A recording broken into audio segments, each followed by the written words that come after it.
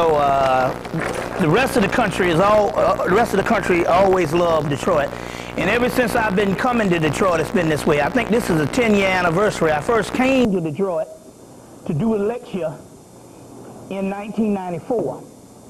In 1994. Well, that's symbolic. A lady with a cane is giving me water.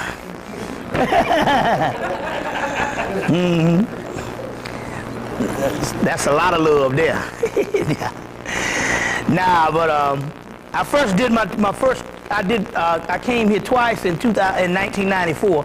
So in so many words, this is a 10-year anniversary, and all of the lectures that ever came out of Detroit have been high-powered and off the hook. So that's very key.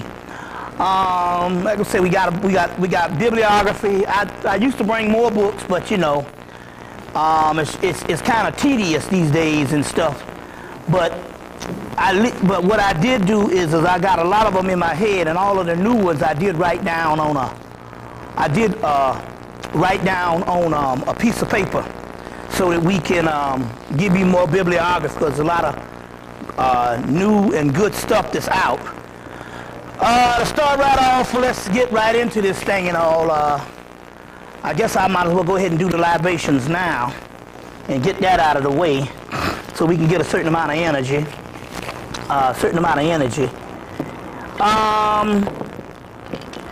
Like I said, we have a whole bunch of new names that has come to the planet. We'll also name these boats, and we'll call out these boats. And as a result, if you want to, somewhere in the lecture, we will give you the name of these particular boats. The boats are the ships. This is coming from Burgess Osiris. There's a list of the ships. And we'll go deeper into that particular part as pertaining to warfare.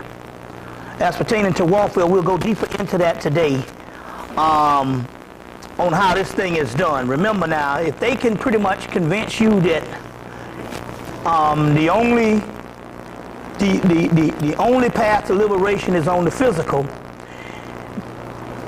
they can pretty much be assured that they can win the war. For the simple fact here is, if you think that the path to liberation is only physical and not spiritual, then what happens is when you see them in their military might, and you calculate on how it is almost impossible to defeat them this way, you can get disenfranchised. But remember now, they're always vulnerable. Right now they are vulnerable for the simple fact that they got 95% or 85% of all military is now either in Afghanistan or in Iraq. You see, all in Iraq. Now, like I said, when we go back into this particular thing today, that is also by design, because there is a movement for the British and European powers to scrap this country. That means end the experiment and use this country as the scapegoat, to save them, meanwhile isolating the messianic energy which is coming from the Africans who have come through the Middle Passage and alchemically transmutated into this messianic force. So in order to somehow avoid coming in contact with these messianic people, you isolate them, scrap the country, and get out. So therefore, Europe is the object and not America, because America is an experiment. This, and like I said yesterday, we'll go back into this. This is why it was a part of the Illuminati, or the British intelligence, to the Queen, to tell the people to give out the torture photos. That we must ask this question again: what is the motive for the United States Army to give out torture photographs, incriminating themselves, when we know that the major portion of American history is to do conspiratorial acts and insidious acts on the aspect that they've got things that they've done experimenting on us and other people, indigenous people in this country, that we don't know about to this day. So how is it that you can go into Iraq and a year later you give out these torture photos? And it was the United States government that gave them out, and when they had all the hearings, they said, oh yeah, there's hundreds more, a lot more graphic. So that doesn't make any sense. That is because this country is not run by itself or anything else. It is run by the mother country. The mother country. Remember now, this is all spiritual, what we're talking about here, on how this particular thing happens. So we're going to pull libations. We're going to start off with a question and answer right quick to get the flow going, and we're going to go back into,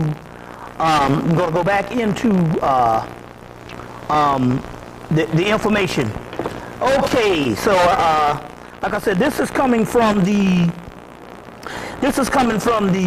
Burgess Egyptian Osiris, Volume 1 and Volume 2.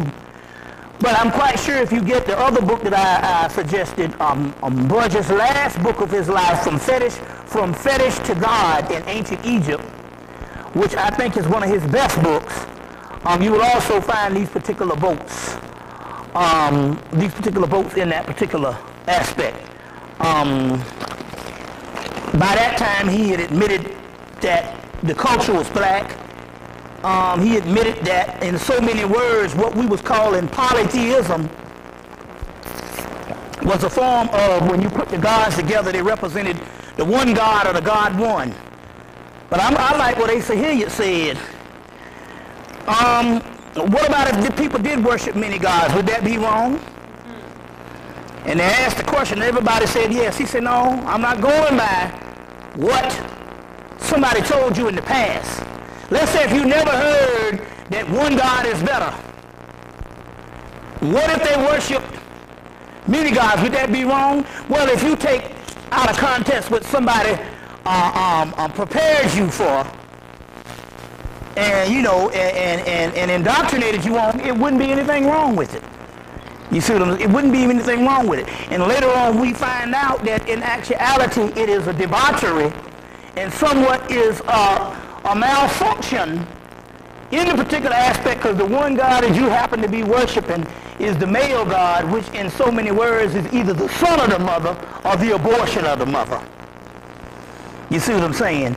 But even if you included, they don't even include the feminine aspect of that type of thing. But if you were saying, if you take the ancient science of ancient spirituality, when you take all of the ancient world and the many aspects of the Great Mother, if you were to worship one God, it would be much better, or it could be, you would encapsulate everything if you worship the Great Mother, when basically that way you could take care of all of it, including the male deity. You see what I'm saying? Because if you've studied anything on the goddesses and stuff, you can't even separate it. We're all talking about one aspect of the Great Mother. So now I'm saying if you were to worship one God, it'd be more fitting to worship the feminine principle, which would actually take care of the son, the abortion, or whatever thing there is based on mythology. You would still get the whole complete universal or omniversal knowledge or the completeness of the Great Mother. That makes more sense anyway. So that's one thing about it. But going back, but he did mention that the multiplicity of gods, when you put them together like a piece of puzzle, this is E. Wallace Budge in his book, From Fetish to God, Ancient Egypt, I think it was 1935. He did mention that when you put them all together, it represented the God one or the one God. So even the aspect of the later people coming into Africa and saying they worship many gods, that was a stranger looking at another person's system and making judgment on it based on ignorance. And too often the case, that is what is happening throughout world history. So got some phenomenal information that we'll be doing today and all. So first of all, let's call out these particular entities, and but I don't want to. Well, I could spit a little bit on the plants. Give them a little bit of libation, and we'll give them a little bit of water. the sister was so kind to bring us a plant and all, which was a bouquet of flowers. You know, so that's great. That kind of brings it back to nature, which is fine. So I'll libate myself, and we'll split this 4 ways, and then we'll call on the libations. Like I say, this is still a combination of Canadian whiskey. A combination of Canadian whiskey and London dry gin. Okay, so we're going to start off with these boats. You all ready? Ma'atet boat, Sektek boat, Seka boat, Hindu boat, Horus boat, a Turkey boat, Hin boat, Af boat, Hindu boat, Under the Ra boat, Set boat, Hathor boat, Antu boat, Neptys boat, Mut boat, Nut boat, Osiris boat, Aset boat, Isis boat. All right, and let's roll on with the libations. Satino, Uriel, Medusa.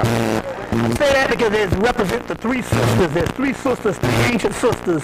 You know of the most famous one, Medusa, which was the one that was the only one that was martyred, that was ended up becoming falling into a grotesque state, Medusa. But she had 2 other sisters, Setino, Uriel, the 2 other sisters. We're still talking about the 3 sisters of the 3 underworld goddesses of what they call the triple goddess also. All right, Ishtar, Monu, Noku, Mana, Inmatu, Titi, Joba, Otincha, Tiacha, Sheola, Shumala, Omagumu, Alcala, Lokayo, Kekumbo, Lalila, Oalinsu, Babylonia, Aya, Ayo, Awas, Melektas, Elmelech, Drakon, Notorio, New Isis, Aset, Osar Seka, Osar Kentiamenti, Exanthes, Casimbo, Nisabat Isala, Alpia Lukea, Pazuzu, Lucifer, Anumaresh, Mona, Netzu, Litu, Ilhalo, Pele, Luigi, Atama, Labado, Hoa, Obawadi, Leoa, Boduga, Biwasta, Amatis, Awudage, Brigida, Segun, Artemius, Keku, Haniel, Tarek, Dagan, Hanai, Arim, Aduma, Josharis. Okay, Sepek, Sakar, Sadu, Soka, Sahu, Satis, Atenis, Attis, Anokis, Bess, Butches, the Doom, the Wamutef, Zalabanda, El Negro, El Cristo Rey, Mama Shola, La Santissima Muerte, La Santissima Pedra Imen, San Simon, La Spiritual Intregula, Madre de la Luna, Madre de Agua, Francisco Siete Reyes, Mama Shula, Mama Pasha, Chiesca, Coco Mama, Leoa, Teleshes, Atiel, Kosiku, Santio, Yenawita, Asama, Alaten, Maka, Esteladici, Shimadek.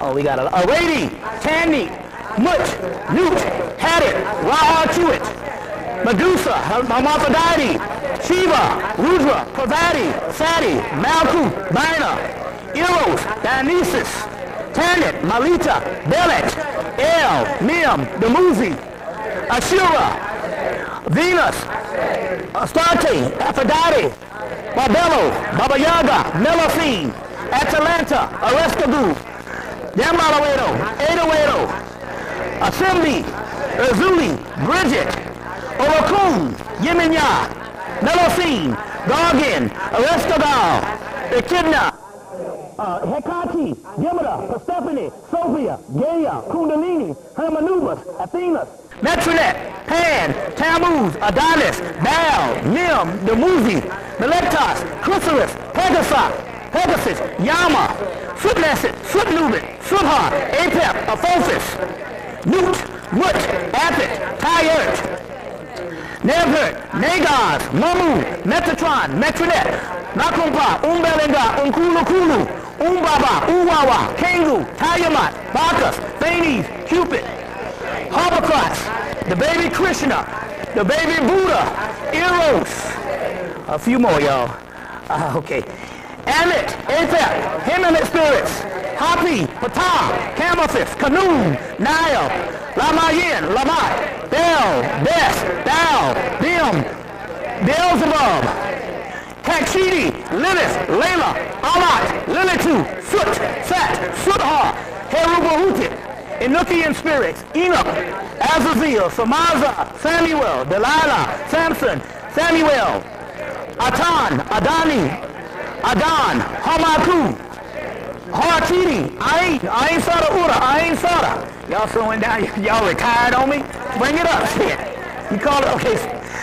Sashet, Celebus, Vertra, Typhon, Hydra, Thunderdog, Sunbear, White Buffalo, Crazy Horse, Geronimo, Sitting Bull, Mama, Nomo, Ama, Bass, Pashet, Hera, Mintu, Siva, Shakti, Shiva, Phallus, Athena, Vesta, Hestia, Juno, Ceres, Asura, New Isis, Sebek Hep, Ranesi, Janesi, Ophidian, Campi, Uma, Metis, Oakun, Yeminya, Seovi, Chaos, Isadora, Papagade, El Mario, Cthulhu, Sanat Kuma, Barbier, Padan Neta Unra.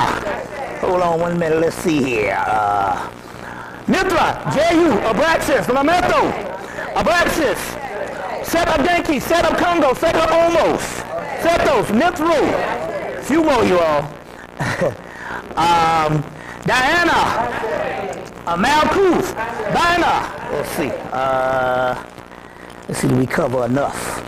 I had to get some of these out here, but anyway, okay, that's, well, I guess that's good enough. To all entities known and unknown, Vertra, Dana. To all ancestors, start calling out your ancestors. 1, 2, 3.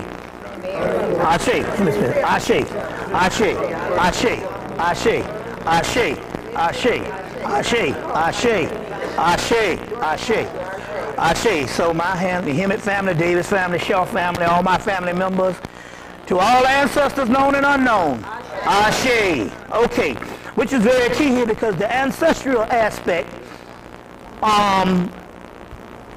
explains when you see people are so scared of certain iconology that was deemed offensive or deemed satanic or evil by the Christian orders until these days when you see certain things you become afraid of them. Take for instance, case in point, one is when you see the skull. You see a skull. I got a skull in my house and I'm quite sure it strikes fear with people who are unconscious that come in the house and see that skull sitting up in a pot. They lose their mind. But it's really no mystery. The skull is in fact symbolic of the ancestors. What are ancestors? Ancestors are people who do not live on the earth plane anymore. So it's symbolic to get a skull because a skull represents something that used to live on the earth plane, but now it's dead, and the actual skull after the decomposition of the body is symbolic of ancestors. So here it is, we got things that we see these symbologies, we see it in Africa, we see these things, but we have been trained to fear every damn thing. So as a result, when we see these things, we automatically go to this particular realm of indoctrinated pathology that's been put on us to fear that which we don't understand or that which we was told something that is made evil by basically opposing systems of control that gripped us, basically world religions in that particular aspect. So here goes again, this is another great mystery that's broken based on the ancestors when you see those skulls. What about this crystal skull? Huh? What about the crystal skull? Well, this crystal skull is symbolic. They found a crystal skull. And some people had all types, they found it down in Peru, I think. And some people had all kind of premonitions or all kind of visions by looking into the crystal skull. It's no more than a crystal ball. The skull is just what those particular people are made it out of. And the crystal ball, the energy of a crystal ball is not something that's in fairy tale. Crystal balls do work. I mean, most of the white metaphysical stores sell crystal balls, and they cost several amount of money based on variation of size. The bigger, the more money it is and stuff like that. But they still sell crystal balls, so these particular things are not necessarily stuff in fairy tales that don't work. They actually do work. They actually do work and stuff like that, such as Ouija boards and all the rest of those particular things. So the crystal skull is just another divination system that somebody in the ancient world had that they found, but it has no significance as far as it being anything that is going to shape the future or something like that and all. It's just an expensive piece of jewelry or whatever the deal is. Now, it is interesting because they did have in the movie The Phantom, the one with starring Billy Zane, where they went down to, you know, he wore the purple, and his father before him was the Phantom, and his father was before him was the Phantom. That represents Osiris. Purple is also one of the colors of Osiris. Whenever you hear Osiris as a black god, well, purple, raw purple, is also represents the blood, a purplish hue of the blood on how it would actually look in the underworld. In that particular way, we're talking about the inner world before oxygen hits it, and it becomes red. So the purple that you see, and anytime you see the rawness and all, they're talking about Osiris. And so the Phantom that came out, I think in '95 or something like that, and all, was about the Osiris thing. And then they went down to some point down in the Bermuda Triangle, and they had a secret society that was trying to take these three skulls and put them together and make some form of a talisman or something that could control the world. And when the guy put the three skulls together and said he had harnessed the energy of the universe, it really didn't do anything but explode him, but he didn't have all the energy, because the most powerful skull was a skull on the ring finger of the Phantom, which his particular, his father gave him. His father gave him, and he said, I never knew what this ring was about, and when he put that ring up against the other three skulls, it exploded the other three skulls. So, that also represents the black dot, or the primordial point, which is the most powerful in the universe, which is basically what we're dealing with this warfare now, with the Iraqis, with America being in Iraq and the whole British thing, is they're somehow over there trying to find something on a grander scale that can somehow access power. Like they said, they got over 1,000 dig sites in Iraq right now, trying to harness something of a Stargate or whatever type stuff. And what they don't realize is, it's not, that is what the sun rises in the east and sets in the west. That particular gate of the gods represent the both sexual phallus and vagina of both the black man and the black woman. So the great mystery here is to keep the black man and the black woman separated. What's that, brother? Mm-hmm. Is there any relationship with that and space travel that's going on? Exploration on Mars? Yeah, right now they are trying to pull out all stops. You know, they had this thing land on Mars right before Christmas. Was it in January? When was it? I think this new landing on Mars. Yeah, no, I'm saying, when was it? It was in January. The two rovers, and I think they call her a spirit, and all this. So they're reaching for stuff, and they would like to find something on a supernatural aspect or a scientific aspect, because in that way, if they can get any kind of access to that, it can help them. But what they don't realize is all of that type of stuff boils back down to the physiological structure of the black man and the black woman. It's in us. So they can't find any aliens. They can't find any aspect of that, because all that is based on our world. Now take for instance, and I did like the new movie Chronicles of Riddick, where they call the underworld the underverse, which is is actually a correct way to call the underworld the underverse. Now if you're dealing with the underverse, it's not based on what is called the petty universe. I talked about this for years, where you got universe A, which is an illusionary universe, Michael Talbot's book, The Holographic Universe, and you have Universe B, which is the real universe, which is in the underworld, and the underworld is basically the deepest level of the the indigenous people. So in so many words, you can get all caught up in what they're doing with anything that they're trying to do out in space or whatever, because Mars is nothing but the pineal gland. You know, Heru, the god of Mars is the god Horus. And the Eye of Heru represents Mars. That's why when you look in the books like the Kabbalah, especially like Dion Fortune's mystical Kabbalah, and you look in there, you will see the breakdown of chakras, the breakdown of astrology, and the breakdown of astronomy. And it'll go from the greater universe on down into man, the 7 chakras of man. So all of what they're doing, like I said, they got 1,000 dig sites in that area right now. Majority of the stuff that they carted out of Iraq last year and ramshacked the whole museum and all of that stuff and carried this stuff back to America, because we know by June of 2003, part of stuff that was in the Iraqi museum started ending up on museums in America. Stuff that they didn't deem important. So they've been trying to do some of everything that they can do to somewhat save themselves. And I'm going ahead of myself, but this is a part of how they do things.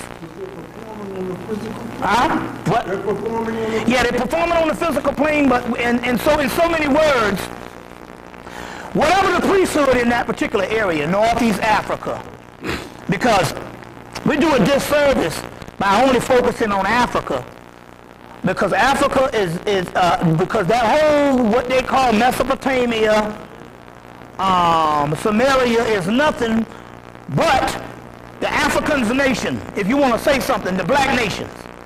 You know what I'm saying? Hell, even the Africans didn't nationalize anything.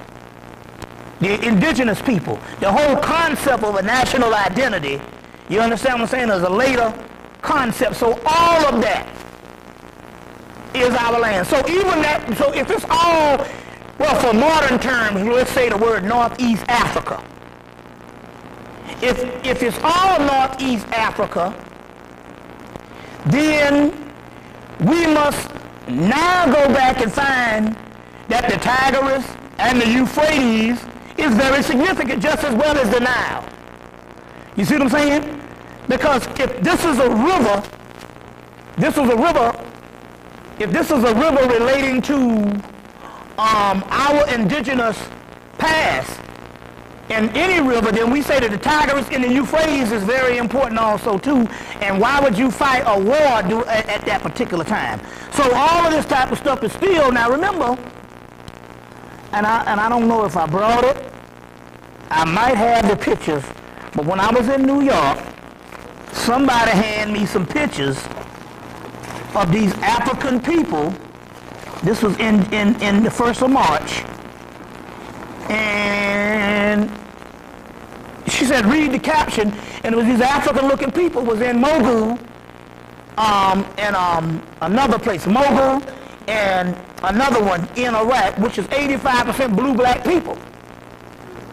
You see what I'm saying? So here again, we're still just talking about somebody on our homeland trying to doggone find something, creating this havoc and stuff so that they can dig. What's that? Mm-hmm. Yeah. Okay, the indigenous people. Uh-huh. Who are, I know they're black. Yeah. It's us. But how far, where the original indigenous people Right. on Earth. Yeah. Right? Explain them and how old they are. And the other thing is, This is old as creation itself. in the Earth itself, was it, I mean, when you're saying indigenous, you want When I'm talking about indigenous, I'm talking about the original origin of people. When I say indigenous people, I'm talking about the original inhabitants of the earth and their lineage. I'm not talking about modern indigenous people. Just like me personally, modern Africa has really nothing to do with this. That's why you've been courting modern Africa for the last 15 years and you have got nothing from it, because you ain't gonna get shit from it. Because it's not about modern Africa. It's about indigenous Africa and indigenous Earth, which includes the modern African people who need to look in their indigenous past. We are the indigenous people. Now, there wouldn't be the original people, because they would be 1 billion years old. We are the original people. It's not physical, the outer shell, it's the inner genetics of who we are. As a matter of fact, you see this sister right here, she's probably the lightest in here. I guarantee you right now, you got more melanin than some of the Africans on the continent that's never been outside of the continent. Because you're thinking of melanin based on melanocytes and skin color. What you don't know is what the Jews know, that the melanin that they're talking about is talking about genetic bloodline of the indigenous people, which are now in the West. So the ones over here have more melanin than the ones on the planet. Why is that? Because even in the indigenous bloodline, they say, out of Egypt, I will call my son. Now, the greatest Kabbalistic scholar, which is our stuff, because we've also now recently found the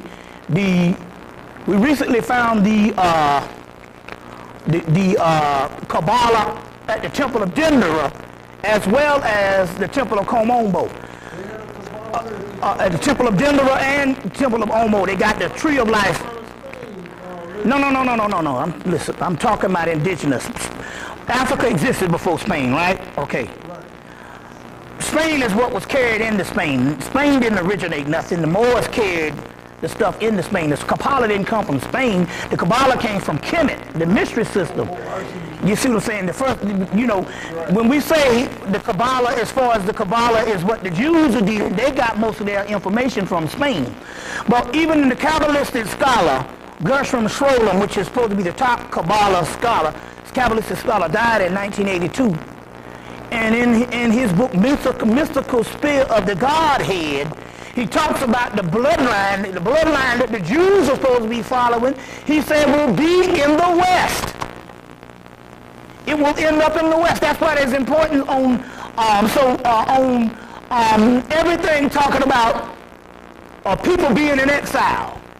In every story, even Solomon was hit in the head and carried to a strange land. The so-called Jewish exile of these people scattered around the earth. All of these are mythological stories of the ancient indigenous people that will be scattered on the earth. So we go back to modern Africa looking for our ancient past, and our ancient past is not in modern Africa, it is amongst the indigenous people that was carried out of Africa, because those are 85% of what you call your ancient Egyptians or your ancient Camites.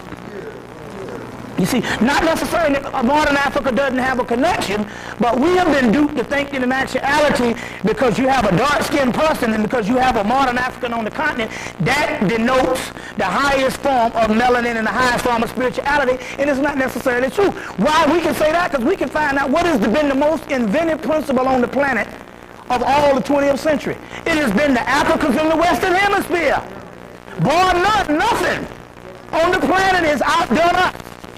That is because it's called the Great Mixing Bowl in the West. This is important that you know this. So the bloodline that they're talking about has nothing to do with the outer melanocytes of the skin of people.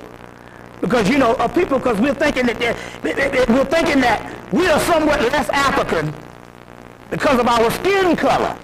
And what we don't understand here is, if that is the case, why is it that the European now is getting people and certain scholars together like, and certain foods like Tony Brown's journal, and they got a whole campaign to prove that there's nothing but a few cells that separate us as race, and they're all going on based on the skin color.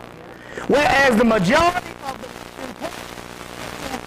started researching, it has nothing to do with the skin color. That's just the first level of it. It's talking about the inner melanin. The inner melanin. So therefore, we're talking about the bloodline of the gods. Then we're talking about what color the gods are at this particular time. As a matter of fact, let me give you an example when I'm talking about how far this thing reaches. My brother is married to a sister that she put me to shame with hating the white man. That's all she lived night and day. And she just hate white folks. It's consumed her. Because her mother's white. Father's blue black from Bahamas, but the mother's white. This summer, because I checked with certain things, this summer the spirit came to me and said her mama ain't nothing but a nigger. Called out to California, asked, and said, yeah, she black. Called my sister that does the channels for me in Atlanta, said, yeah, she's black. I called up and said, you know your mama's black. And she said, I always figured that. She said the spirit told her that several times, but she was going based on the skin color. So if we still talk about, and like Richard King talks about, we're still talking about 2 to 4% of, well, I say 2 to 3% of white people that are not white, and based on bloodlines. You see what I'm saying? Based on bloodlines.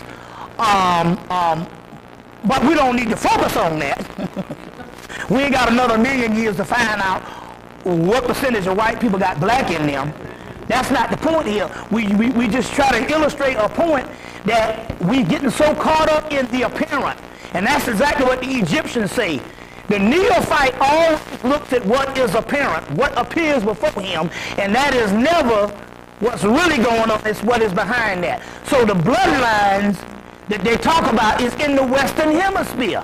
The slaves who made it through the Middle Passage. So looking for indigenous people, whether they live on the planet, that's not important. Because we're talking about, go ahead, what you saying? That's the very thing. I got a few of these left. I got 2 of these left. I got a few of these left. It's called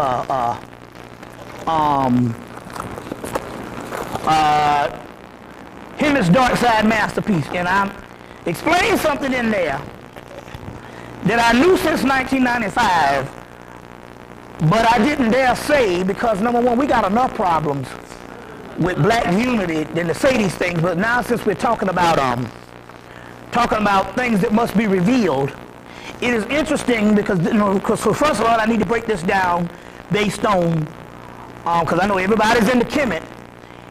And we should be in the particular aspect because that's where most of the records were left. And they were left there for a reason. Number one, they was left there to say that to remind us that because a person reads a book, that don't necessarily make him white. Because somehow in the last 400 or 500 years, we think that books are synonymous to white folks. And they are not. The Egyptians wrote text for the whole existence. That was the reason for dynastic Hemmitt. But what's happening here is this. You don't think that the Egyptians, knowing that they could see into the future, would amass all this knowledge only for it to be authentic when we read it in hieroglyphic or when we read it in indigenous text. Not necessarily that doesn't have any authentic aspects about it. But the point I'm trying to make here is later day Egyptian thought is just as much important as ancient Egyptian thought. Now what I mean by that is this. We got a lot of stuff coming out of the Coptic text, which basically, no matter how much you argue about it, it just means later day Egyptian. And it was a text that was young enough that modern European scholars who was going to be beneficial because we were going to go into slavery would be able to understand that and it wouldn't be lost, you see, for years as hieroglyphics that we are still trying to translate. So when we look at the Gnostic texts, It was dug up in 1945, and we said we want to deal with pharaonic thought. The Gnostic text is, if you just read what they're talking about, this is how the ancient Egyptians believed, but we can't get past the later day linguistics because it fits more Christian language. But what we don't realize is the Christians plagiarized that language and stole that language. You see what I'm saying? And stole that language. There was a book I was reading in your house. There's a book you got in your room. It's called something. It's a black book. Came out in 2001 about the mysteries of Jesus and something with the goddess. I can't think of the name of that book. I started to bring it. And I started to bring this book. And in so many words, these two white boys were saying that they trace all this stuff back to Hemmitt. So when you talk about the Gnostic text, you talk about pharaonic thoughts. Now, based on the Gnostic text, which is Coptic and modern-day Egyptian, when they talk about two souls being created. One was the original souls and one was a counterfeit spirit. When they talk about these counterfeit spirits being created, it was so far in remote history till white people weren't even here at this time.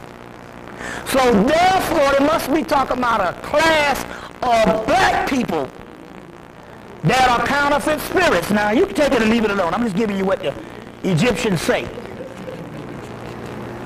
You see what I'm saying? Because when they talk about when these particular counterfeit spirits were created, there wasn't a white man on the planet. Now, that was something, but it was the counterfeit spirits that later on created the white man.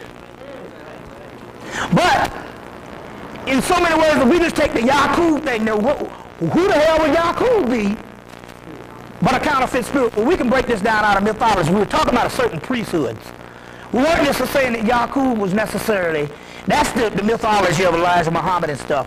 When you go and study most of this stuff here, it wouldn't necessarily be one person. It would be priesthoods. Now, we know that they had priesthoods. Well, we saw the priesthoods warring with each other in the 18th, 19th dynasty. We've always had this kind of turmoil in most of the history, even when we have these wars in Africa, were not more so a lot of times physical wars than it was warring factions of priesthoods. You see what I'm saying? Well, in this particular warring faction of priesthoods, we had some of them doing certain experiments. If you break this thing down on a believable aspect of what would actually happen. You see what I'm saying? My point here is there still is an origin of evil in the particular, and not in the spiritual aspect, but in the wicked, sinister aspect of what humans do. That was a part of our history long before the white man. I'm not one of those people that's justifying that you should accept what white people has done to you because we did some fucked up things in Africa too. Most of the people who ever said that never really studied what was fucked up. They just automatically just talk that way. So I'm talking about something above that. But based on the Egyptians, they talk about some counterfeit spirits, which I've even traced to the Book of the Dead or something there. A lot of the venues in the back, they're talking about some other spirits, and the Book of the Dead is the oldest book on the planet that was revised. But even in the Book of the Dead, you know, some of those venues, if you ever get past, there's a certain way you got to read the Book of Coming Forth by Day. And if you do that, you can even go even into budgets. You just have to somehow fix your mind to not necessarily follow the poetic style of how it's written. It's written in ritual. And when you learn how to read this stuff, there's stuff right there in the Book of the Dead. I said, oh, shit, they talking about some messed up niggas right here. And they were black people. You see what I'm saying? They were black people. Then this also explains when one of my friends went to Hemmitt in 91, and he came back and he was all disenfranchised because every temple he went into, they had people tied up. You know, they got all these people tied up, and some of these people look very African. You see what I'm saying? And all different shades of Africa, because I don't think none of those are white folks. You see what I'm saying and stuff, because this stuff is very old, and they has some of those on the temple too. You do see some European figures. But the point I'm saying, you do see some African figures. And what I'm trying to say here is, and it's not necessarily saying that the Egyptians was all divine either, but what I'm trying to say, they're trying to give you this history that in actuality, there was some messed up counterfeit spirits that was on the planet long before the white boy got here. And they were the ones that are responsible for the Europeans. You see what I'm saying? But that is why the concept of out of Egypt I will call my son, and the concept is in all mythology that one day there will be a group of people taken out of Egypt long before the slave trade. You see what I'm saying? Meant that in actuality, in so many words, there had to have been a people that would be an annex in a later day solution. And those particular people are a later day solution for the simple fact that they have the bloodline of at least 25 to 30 different tribes or nations in them. When we just basically look at the concept of the book Milo Regard's book, Secrets of Voodoo, where they talk about voodoo that was made up of at least 15 different African religions, systems of spirituality. And by the time, that's in 1950s when he wrote that book, and by the time we get Reginald Crossley's book, Voodoo Quantum Leap, or Voodoo Quantum Leap by Reginald Crossley, by the year 2000 when his book comes out, it's already up to almost 25 to 30 different African systems that was filtered into making voodoo. You see what I'm saying?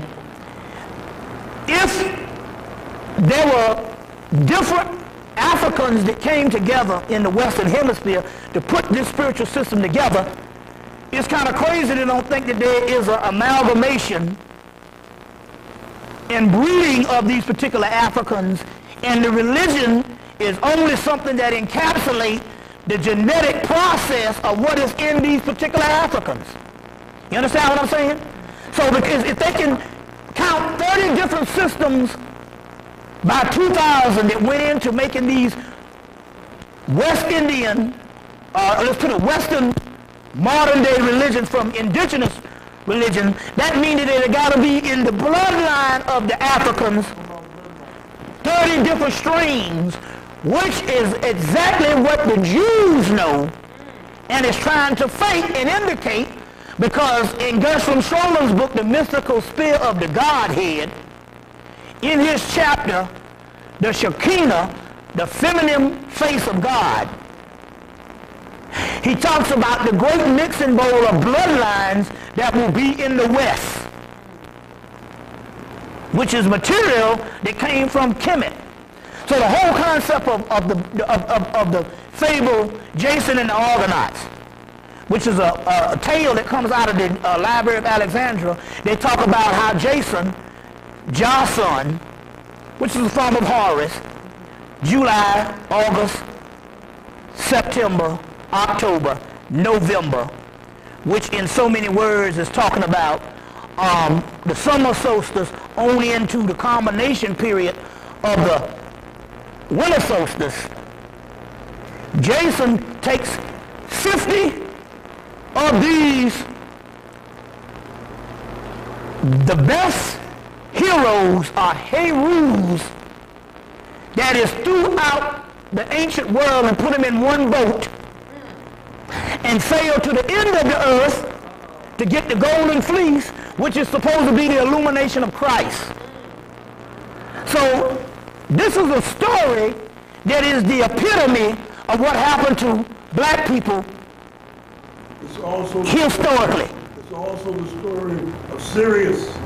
The Sirius, which is the astronomical venture of the same path of what is going on with the humans is also going on in the celestial realm. But the greater mystery, which we are the ultimate survivors or the ultimate product, is they took these 50 oarsmen put them in a boat, and they represented the greatest heroes. In so many words, you could take those same ones. In Greece, you will see 50 gods, but in Egypt, you will see a boat with all these gods sitting on the boats.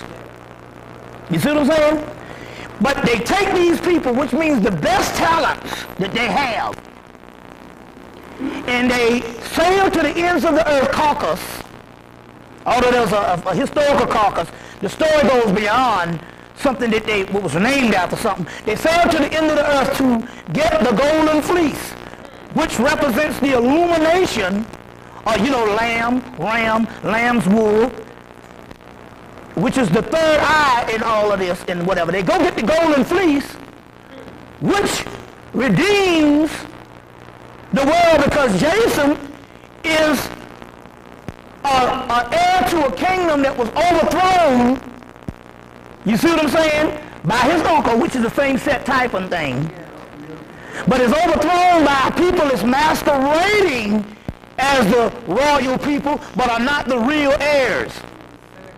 So he has to go get the golden fleece to put back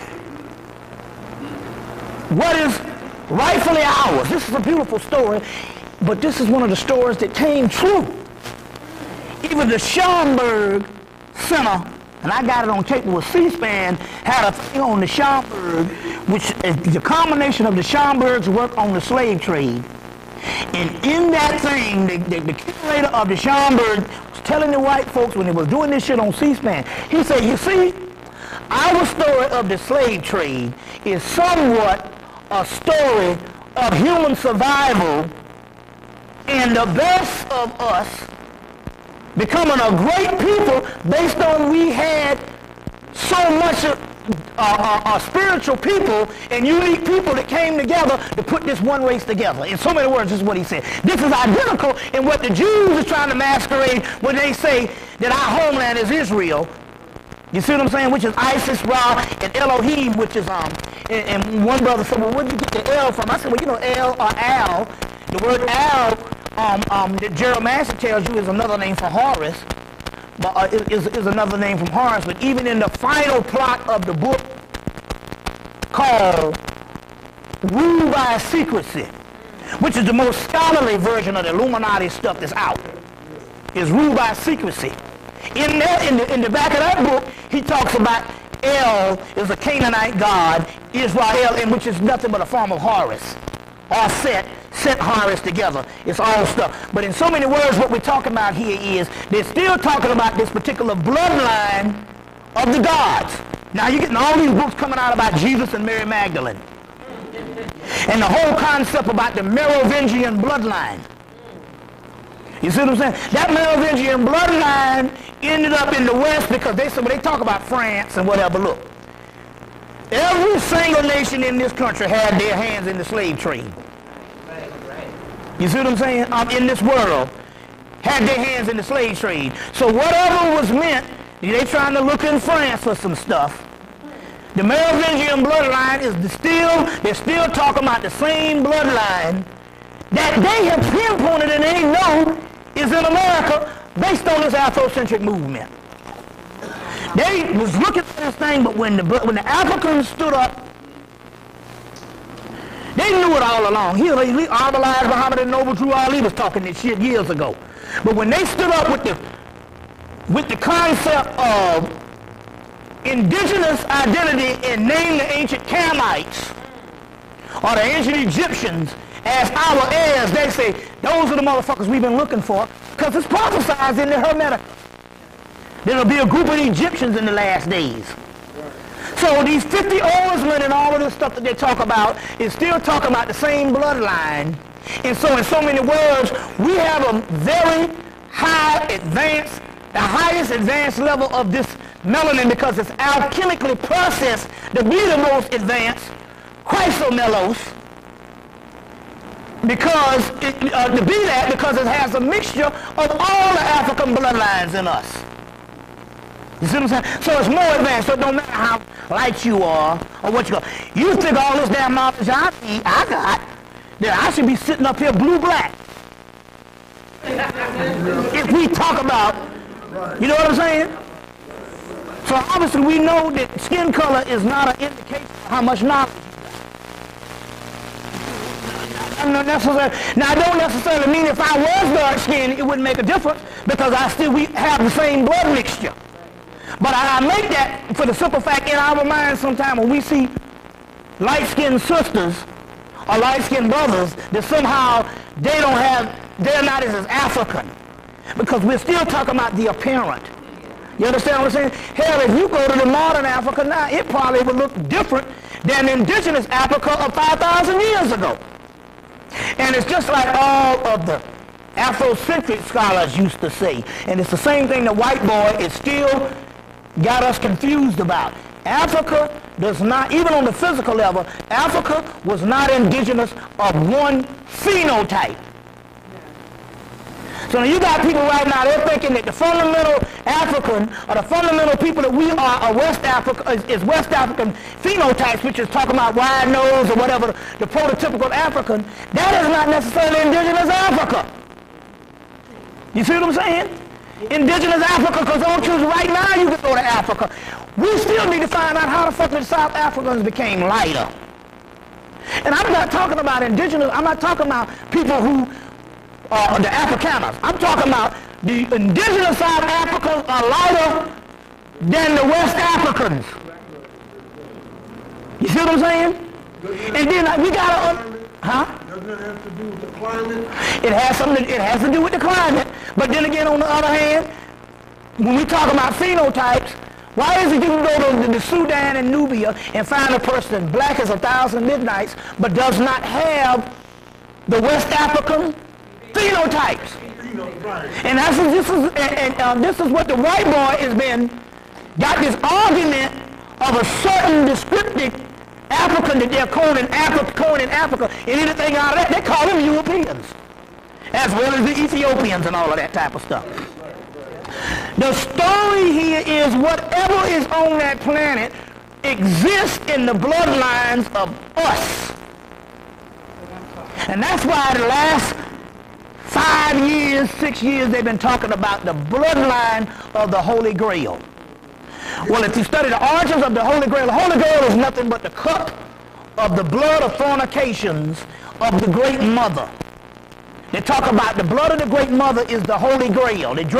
Jesus drank the blood of you drink the blood of Jesus. Well, absolutely. You know, anything that's male used to be a female story. It's just like Jesus died for 3 days. Died in 3 days and ended up in hell. And he was dead for 3 days. Well, they got that from Ishtar and Inanna. Inanna and Ishtar falls into hell. And for 3 days she's in hell hung up on a damn nail. So even that resurrection and descent story of Jesus is a feminine shit. You see what I'm saying? Just like this. In Kemet you have what is the backbone of Osiris, which is called the what? The Jed pillar. The real way it is pronounced by the Egyptians was the Shed pillar. The Shed pillar of the Jed pillar is the Kundalini energy that rises up the central nervous system. And if you look at the back of the spine, you will see all the blood vessels meet in the back of the spine. That's the Red Sea. And the Kundalini rises up the blood system in the 32 levels of the spine into the third eye, or the first eye, or the third eye, or the crown chakra and all of that, thus giving you the Christhood. The blood system is parted by the Jed pillar, so which is called the Shed pillar. So Jesus shed his blood so you may live. It's a metaphysical story. Horus, the Jed, or shed its blood. The Kundalini rises up the blood system. The Shed pillar to go to the third eye. It's a metaphysical story. You see what I'm saying? It's a metaphysical story on how that. So the shedding of the blood is the jetting of the blood. The Kundalini rising up the blood system, purifying the blood into the what is called the final element, or Jerusalem. Jeru-Salam. Jeru, there's no J. Jerusalem. Heru in peace, a house of Heru. which is the house of Heru, which is the crown chakra, and originally the house of Heru is the womb of the black woman. You see, the womb of the black woman. So yes, so this whole concept here, that's why you in 2004, and you ain't got nobody from the continent that even resembles a damn Messiah coming to help you out. You understand what I'm saying? The only people that's doing this type of work on this planet, you best believe, is us. You understand what I'm saying? Now, well, that would stand the reason. We're not necessarily saying people are not doing spiritual work on the planet, but it stands the reason that we'd be the one that's doing it based on this, based on the access of technology and the aspect that we have more privy, we're more privy and have more access to materials that's around the world. You understand what I'm saying? So it would be fitting that we would be the ones, because we're the ones that have the most access to this particular information and have the convenience going to bookstores and just buying shit. You see what I'm saying? So that's very key on how that is. Give me some questions right quick. What's that? Yeah. Then what you're saying, going back to Iraq and these 1,000 days, and they're moving things back to the United States. Yeah. From the artifact. Now, isn't that kind of confusing for them to make moves over to Europe? No. The problem is, even in the text, they talk about the ruling factions would be so arrogant until their confidence will be their undoing. Their confidence would be their undoing. You know, they'd be so arrogant until the confidence would be their undoing. You see, in so many words, this is such a beautiful thing, because the simple fact is the savagery, if there is a word, of our black people in the masses, and I include the hee-haw and the bourgeois. You know, me being from the bourgeois, you can't tell me that them motherfuckers got anything on their mind. I say this is divine that I come from an upper mobile family to be the one, because see, if I was from the projects or someplace, I couldn't look at them and say, you bourgeoisie niggas ain't shit. Because I would be from the inside looking out, there would be that faction that I never really know. But by me being from the upper mobile family, I can proudly say that them niggas ain't about shit. So, it is a reason why they look at every faction of our people and they go, these niggas are they savage. They don't have a clue. And so in so many words, the outer or the greater aspect of the dead people out in the greater community that the white boy's got his eyes on acts as a smoke screen for us and keeps him arrogant to think that his only worldview is the only one that counts. So they're going